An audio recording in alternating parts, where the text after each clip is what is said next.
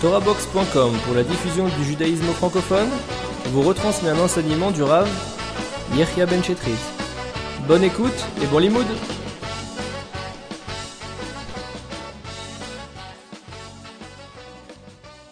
Alors, bonsoir à toutes et à tous. Vous pouvez répondre, c'est pas grave.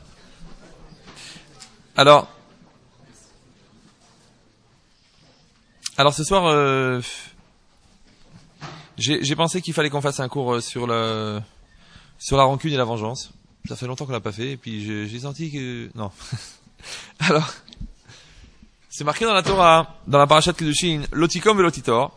Tu ne te vengeras pas, tu ne garderas pas rancune. Et bene amecha, envers les enfants de ton peuple. Ve'afta l'eracha kamocha, tu aimeras ton prochain. Ani Hashem, je suis l'Éternel.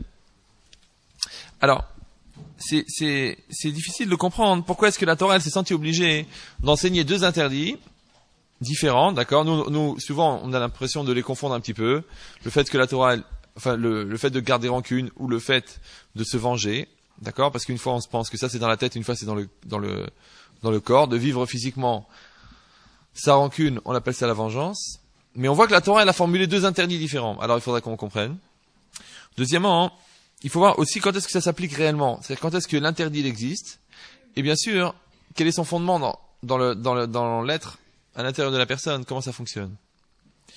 Et après, il faudra voir quel est le lien qui existe entre Ve'afta avec Ve'afta l'eracha kamocha. Pourquoi juste après? Pourquoi la Torah elle dit tu ne te vengeras pas, tu garderas pas rancune, et juste après la Torah elle dit tu aimeras ton prochain. Quel rapport? Et après, pourquoi ça se termine avec Ani Hashem, je suis l'Éternel? Quel rapport? Tout ça, on va essayer d'y répondre. Mais pour comprendre ça, il faut regarder une Gemara dans Yoma, Daf Kav Gimel, que sûrement vous connaissez tous. Presque tous. Alors, c'est marqué comme ça. Tanya. Donc c'est enseigné dans une braïta. Ezoï nekima ve ezoï netira. Qu'est-ce que c'est la vengeance et qu'est-ce que c'est la rancune? Nekima. Donc la Gemara elle dit c'est quoi une vengeance? Amarlo ashileni magalecha. Il lui a dit prête-moi ta faux. T'as une faux. Amarlo lave. Il a dit non. Quand il a été chez son voisin, il a dit prête-moi une faux. L'autre il a dit non. Ça arrive. Bon, Amarlo. Alors, le lendemain, la personne qui a dit non, elle va emprunter chez la première qui lui a dit non, qui lui avait demandé. Elle lui dit Ashilena kardomecha, toi prête-moi maintenant ta pioche. Amarlo, il lui a dit Eni mashilecha, je te prête pas. Kederer shelo ishaltani, comme toi tu ne m'as pas prêté. Ça c'est la vengeance. D'accord? Donc quelqu'un il vient chez moi. Enfin, moi je vais chez quelqu'un, je dis est-ce que tu peux me prêter ça? Il me dit non. Le lendemain, lui-même il vient m'emprunter. Je lui dis je te prête pas. Comme toi tu m'as pas prêté, moi aussi je te prête pas. Ça c'est la vengeance. Après la Gemara dit Ve'ezoï netira, qu'est-ce que c'est la rancune? Amarle ashilin kardomecha. Il lui dit prête-moi ta pelle. Amarle lo. Il a dit non. Bon. Les machar. Amarle ashilin chalukecha. Le lendemain, celui donc à qui on a refusé, il va. Celui qui a refusé, le lendemain, il va pour demander prête-moi une veste. Amarlo. Il dit elech la voilà. Eni kamotecha, je suis pas comme toi chez le shaltani que toi tu m'as pas prêté. Ça c'est quoi? La rancune. Pourquoi? Tu où elle est la rancune puisque de toute façon il lui donne. Il dit non, la rancune c'est que ça prouve que depuis hier il a gardé dans son cœur. Ça va? Alors maintenant, on va pas rentrer trop dans les détails du pile-poule parce que je veux pas non plus vous faire une entorse cervicale. Mais ici la Gemara, elle pose la question et elle demande, il y a deux types il y a Tsahara des Goufa, il y a deux types de douleurs. Il y a Tsahara des Goufa, il y a une douleur physique. Vetsahara des Mamona, il y a une douleur d'argent. D'accord? Et la Gemara, elle explique qu'en vérité, ça, on appelle ça comment? Ça, on appelle ça Tsahara des Mamona. Ça, c'est une douleur d'argent. Et Tsahara des Goufa, c'est quoi? C'est une douleur physique, c'est quand la personne fait honte. C'est-à-dire qu'il y a deux types de cas où la Torah, elle a envisagé que je pouvais avoir un problème avec l'autre, et que là-dessus, la Torah, elle a dit que j'ai un interdit d'avoir de la rancune ou de la vengeance. C'est quoi? C'est quand la personne me fait honte, ou quand la personne me fait un problème d'argent.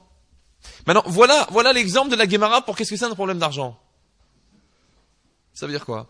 Alors le Ramban, il explique, il dit, si quelqu'un me doit réellement de l'argent, par exemple quelqu'un, vous avez fait un business avec lui, il vous doit 10 000 francs, ou alors il y a une dette, ou il vous a cassé la voiture, donc il y a une vraie loi d'argent. Là, il n'y a aucun problème de rancune. Vous comprenez? Si par exemple j'ai un procès avec quelqu'un, ça fait 10 ans que ça dure, parce qu'il me doit 100 000 francs.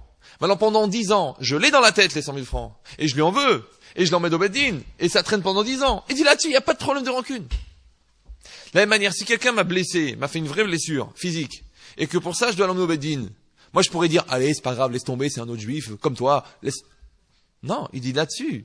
La Torah elle a pas dit, tu ne garderas pas rancune, tu ne te vengeras pas. C'est-à-dire que quand moi, j'ai des exigences selon la halakha pour quelqu'un il donne de l'argent, oui, ou quelqu'un, il m'a fait vraiment du mal physique, il n'y a pas d'interdit de rancune et de vengeance. Vous me suivez? Alors quand est-ce qu'il y a la rancune et la vengeance? Quand il y a une douleur morale, ou alors une douleur physique, c'est quoi? Une douleur d'argent, c'est quoi? C'est ce type de cas. C'est une personne, regardez bien, à qui j'ai demandé de me rendre un service et qui m'a pas rendu un service. Donc c'est une personne qui aurait pu me faire du bien et qui ne m'a pas fait du bien. Oui? Maintenant, cette personne-là, elle m'a rien fait. Je sais pas si vous comprenez. Elle m'a rien fait. Mais elle aurait pu me faire du bien. Elle m'a pas fait du bien. Donc maintenant, conclusion de la Guémara. Dans quel cas est-ce qu'on a un interdit de garder rancune et de se venger de quelqu'un qui t'a fait honte? Ouais. Donc toi, tu as envie de lui faire honte, ou tu as envie de te moquer de lui, ou tu as envie de lui en vouloir. Oui. Là, la Torah elle a dit attention, c'est interdit. Ou de quelqu'un qui aurait pu te faire du bien, mais qui ne t'a pas fait du bien.